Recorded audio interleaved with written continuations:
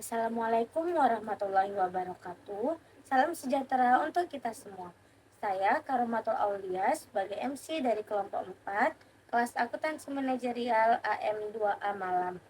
Di sini kami akan mempresentasikan mengenai pajak penghasilan pasal 24.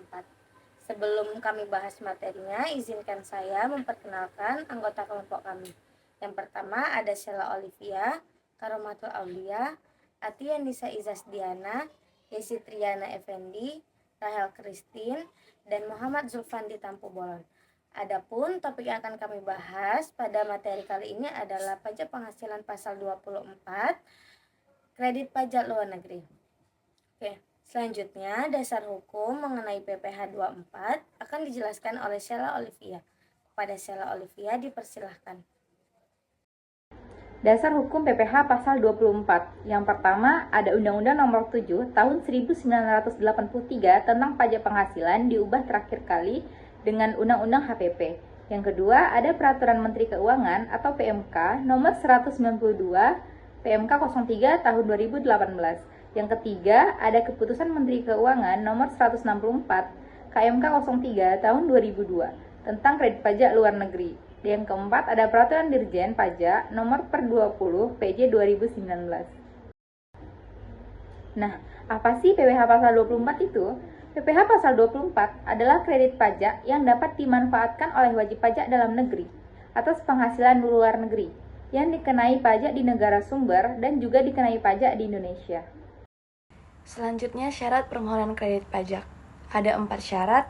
Yang pertama, bukti pembayaran pajak luar negeri. Ini mutlak, Anda harus punya bukti sah pembayaran pajak di negara lain. Yang kedua, laporan penghasilan luar negeri di SPT tahunan. Penghasilan dari luar negeri wajib dilaporkan secara rinci di SPT tahunan Anda. Yang ketiga, kurs konversi menggunakan KMK. Untuk konversi mata uang asing ke rupiah, gunakan kurs yang ditetapkan oleh Keputusan Menteri Keuangan. Yang keempat, dokumen pendukung lain sesuai PMK nomor 192 tahun 2018. Pastikan juga Anda melengkapi dokumen lain yang mungkin disyaratkan sesuai Peraturan Menteri Keuangan nomor 192 PMK 03 tahun 2018. Selanjutnya ada penggabungan penghasilan. Yang pertama, penghasilan dari luar negeri tetap digabungkan dengan penghasilan dalam negeri.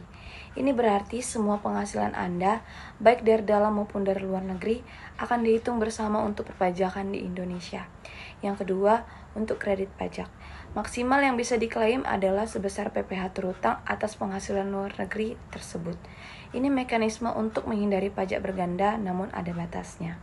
Yang ketiga, ketentuan ini tidak berlaku bagi wajib pajak orang pribadi yang dalam 1 tahun pajak memenuhi syarat sebagai subjek pajak luar negeri. Jadi ada pengecualian untuk kondisi tertentu. Nah, di sini ada permohonan pengkreditan pajak atas penghasilan luar negeri. Nah, wajib pajak di situ harus menyampaikan surat permohonan kepada Direktorat Jenderal Pajak. Terus apa aja sih surat-surat yang harus dilampirkan? Nah, itu ada 3 surat. Yang pertama itu ada laporan keuangan yang penghasilan yang berasal dari luar negeri saja, yang tanpa dicampur dengan penghasilan dalam negeri. Nah, yang kedua itu ada fotokopi surat pemberitahuan pajak yang sudah terdaftar atau disampaikan di luar negeri. Nah, yang terakhir itu ada dokumen pembayaran pajak di luar negeri. Besarnya kredit pajak diperbolehkan.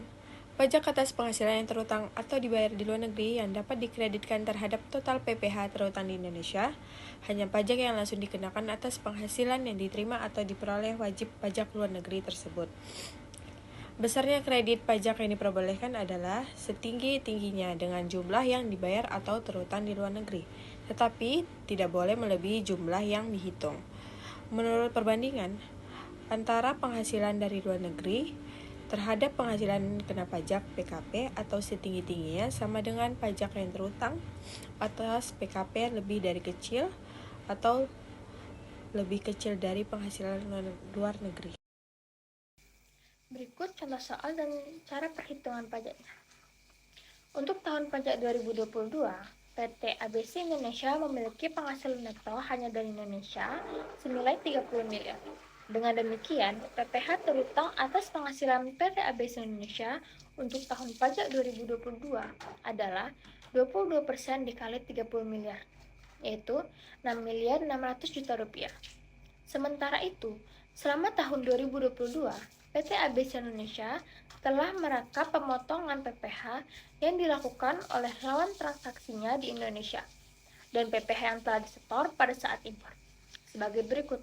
Yang pertama, PPh pasal 22 impor dengan jumlah 2 miliar. Yang kedua, PPh pasal 23 atas dividen dengan jumlah 3 juta. Dan yang terakhir, PPh pasal 25 dengan jumlah 30 juta. Dengan demikian, total PPh yang telah dibayar oleh PT ABC Indonesia selama tahun 2022 adalah 2 miliar 33 juta rupiah. Berdasarkan ilustrasi di atas, dapat kita ketahui bahwa PPh terutang PT ABC Indonesia untuk tahun pajak 2022 adalah 6 miliar 600 juta rupiah. Total kredit pajak dalam PPh pasal 22, PPh pasal 23, dan PPh pasal 25 adalah 2 miliar 300 juta rupiah. Dengan demikian, PPh kurang bayar atau PPh yang masih harus disetor oleh PT ABC Indonesia adalah 3 miliar 567 juta rupiah. Sekian dari kelompok kami, terima kasih. Wassalamualaikum warahmatullahi wabarakatuh.